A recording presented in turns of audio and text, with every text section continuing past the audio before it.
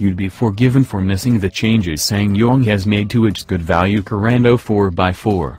But to see whether the tweaks can finally bring the Korean SUV to the forefront, we've driven it in the UK for the first time.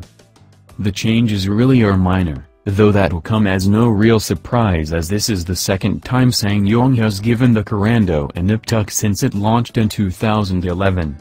It'll suffice as an attempt to keep the car fresh while the firm prepares an all-new model for 2019. It's blink and you'll miss it stuff. The exterior design has been tweaked with the introduction of a new grille design and new headlamp units, while the fog lamps have also been replaced.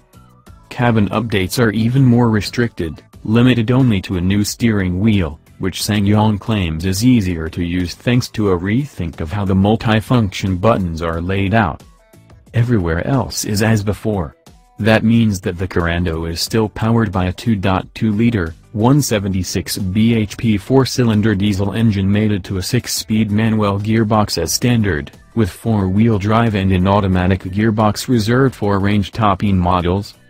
When the new car arrives before the end of the decade it's likely to benefit from fresh, downsized diesel engines, but for now buyers must make do with the rattly 2.2-liter unit, which continues to set a low bar for refinement and fuel economy. Mated to the notchy gearshift, vague steering and an unaccomplished low-speed ride, it means the current Korando is far from pleasant to drive. It is punchy, though. With 176 bhp on tap, dipping the throttle can coax out a respectable turn of pace, while the 400 Nm of torque means that pound for pound the Korando still makes sense as a cheap tow car. In fact, Ssangyong rates its towing capacity at an impressive 2 tons, with a 750 kg maximum for unbraked loads. For comparison, a new Renault Koleos 4x4 is limited to 1,650 kg for brake trailers, despite costing almost £10,000 more to buy. Inside, the cabin is covered in low-quality hard plastic trim, although ELX cars like ours add a leather steering wheel and heated leather seats.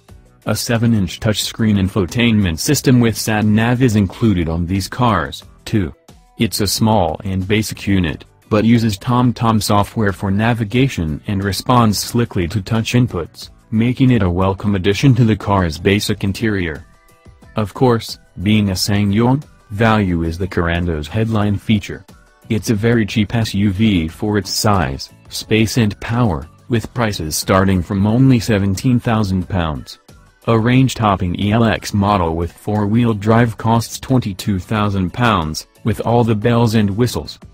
However, the firm's monthly PCP deals take the shine off the perceived value, with high fixed interest rates and a lack of a dealer deposit contributions meaning the Korando isn't as cheap as you'd expect. Comparable, more efficient versions of the Nissan Qashqai are within reach depending on how much you can stump up for a deposit.